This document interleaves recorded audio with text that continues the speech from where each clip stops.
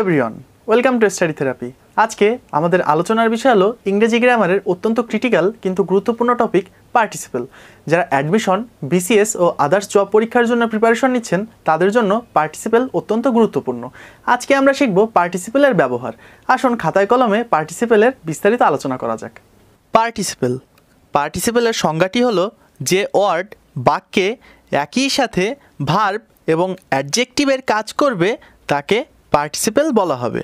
Participle সম্পর্কে আরও কিছু গুরুত্বপূর্ণ তথ্য হলো পার্টিসিপলকে ডাবল পার্টস অফ স্পিচ বলা হয়, কারণ এটি বাক্যে ভার্ব এবং অ্যাডজেক্টিভের কাজ একই সাথে করে থাকবে। আবার পার্টিসিপল সেন্টেন্সে ব্যবহৃত হয়ে নাউন বা প্রোনাউনকে মডিফাই করবে।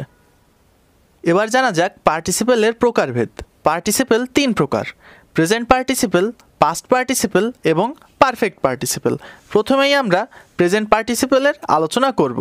প্রেজেন্ট পার্টিসিপল এর সংজ্ঞাটি হলো ভার্বের প্রেজেন্ট ফর্মের সাথে আইএনজি যুক্ত হয়ে বাক্যে একই সাথে ভার্ব ও অ্যাডজেক্টিভের কাজ সম্পাদন করলে তাকে প্রেজেন্ট পার্টিসিপল বলা হবে। তাহলে আমরা বুঝতে পারলাম প্রেজেন্ট পার্টিসিপল বাক্যে বসে ভার্ব ও অ্যাডজেক্টিভ উভয়ের কাজ সম্পাদন করবে। Use of present participle. এখন আমরা দেখব কোথায় কোথায় প্রেজেন্ট পার্টিসিপল ব্যবহৃত হয়ে থাকে। রুল 1, আর্টিকেল ও নাউনের মধ্যে ভার্ব প্লাস আইএনজি বসে যদি নাউনকে মডিফাই করে তাহলে তা হবে প্রেজেন্ট পার্টিসিপল। যেমন a rolling stone gathers no moss. এই বাক্যে নাউন হলো স্টোন এবং আর্টিকেল হলো এ।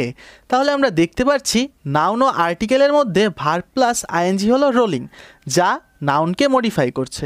তাহলে এই বাক্যে প্রেজেন্ট পার্টিসিপল হবে রোলিং। এর পরের উদাহরণটি হলো do not get into the running train. এই বাক্যে নাউন হলো ট্রেন, আর্টিকেল হলো দি এবং এর মধ্যে রয়েছে ভার্ব প্লাস আইএনজি যা হলো রানিং এবং এটি ট্রেনকে মডিফাই করছে। তাহলে আমরা রুল 1 অনুযায়ী বলতে পারি এই বাক্যে প্রেজেন্ট পার্টিসিপল হলো রানিং। এবার আসা যাক রুল 2-এ। রুল নাম্বার 2 হলো সেন্টেন্সে অ্যাডভার্বের পর যদি ভার্ব প্লাস আইএনজি থাকে তাহলে সেই ভার্ব প্লাস আইএনজি হবে প্রেজেন্ট পার্টিসিপল। যেমন suddenly finding himself alone he became frightened. এই বাক্যে অ্যাডভার্ব হলো সাডেনলি এবং এরপরে ভার্ব প্লাস আইএনজি রয়েছে যা হলো ফাইন্ডিং। তাহলে অনুযায়ী আমরা বলতে পারি এটা হলো প্রেজেন্ট পার্টিসিপল। এবার আসা যাক 3 নম্বর নিয়মের আলোচনায়। 3 নম্বর নিয়মটি হলো কোনো প্রোনাউনের নির্দিষ্ট পজিটিভ কেস না থাকলে তারপরে ভার্ব প্লাস আইএনজি বসলে সেটি হবে প্রেজেন্ট পার্টিসিপল। আমরা জানি পজিটিভ কেসগুলো হলো মাইন, আওয়ার, ইয়োর্স ইত্যাদি। প্রথম উদাহরণটি হলো I have doubt about this happening at all. এই বাক্যে আমরা দেখতে পাচ্ছি দিস হলো প্রোনাউন যার সঠিক কোনো পজিটিভ কেস নেই। এরপরে বসেছে ভার্ব প্লাস আইএনজি। তাহলে রুল অনুযায়ী আমরা বলতে পারি এই বাক্যে হ্যাপেনিং হলো প্রেজেন্ট পার্টিসিপল। 4 নম্বর নিয়ম শেখার আগে আমাদের একটি ভার্ব সম্পর্কে ধারণা নেওয়া লাগবে, যেটা হলো ইনট্রানজিটিভ ভার্ব। ইনট্রানজিটিভ ভার্বটি হলো বাক্যের অর্থ সম্পন্ন করতে যে ভার্বের অবজেক্ট প্রয়োজন হয় না তাকে ইনট্রানজিটিভ ভার্ব বলে। আবার যে সকল ভার্বের পর ইট না বসে হেয়ার দেয়ার বসে তারা হলো ইনট্রানজিটিভ ভার্ব। যেমন কাম হেয়ার, এই বাক্যে কাম হলো ইনট্রানজিটিভ ভার্ব। গো দেয়ার, এই বাক্যে গো হলো ইনট্রানজিটিভ ভার্ব। আবার হি ডাইড, আমরা দেখতে পাচ্ছি এই বাক্যে ভার্ব হলো ডাইড কিন্তু এর কোনো অবজেক্ট নেই, সেহেতু এটা হবে ইনট্রানজিটিভ ভার্ব।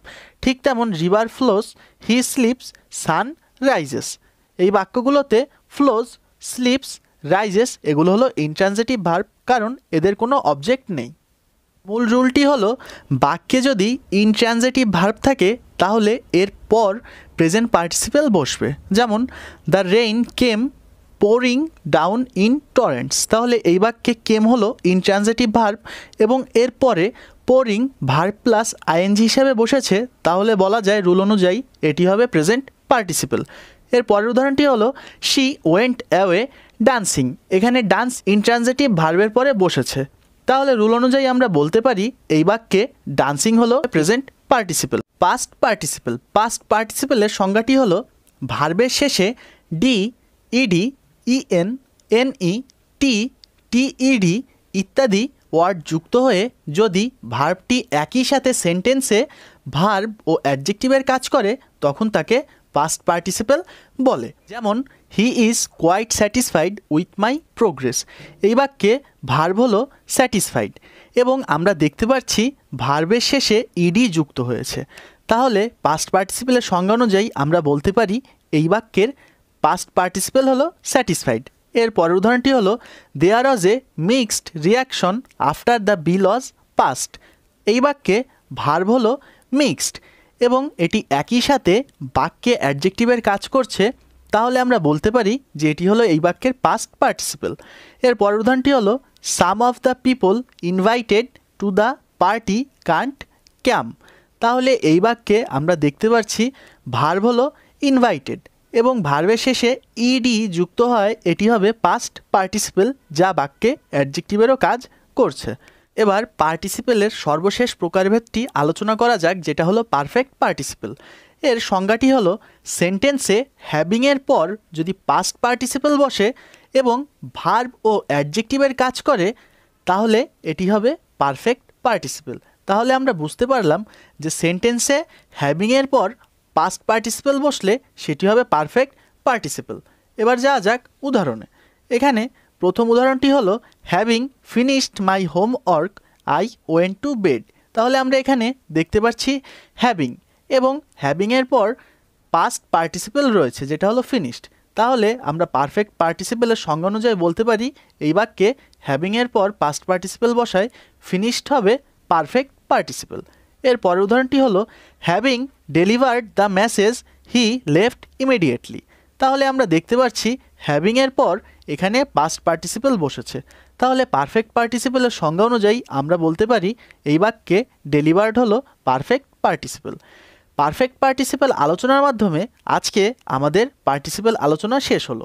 আমরা যদি আজকের এই নিয়মগুলো মনে রাখতে পারি তাহলে আমাদের পার্টিসিপল নিয়ে দ্বিতীয়বার আর কোনো দ্বিধায় পড়তে হবে না।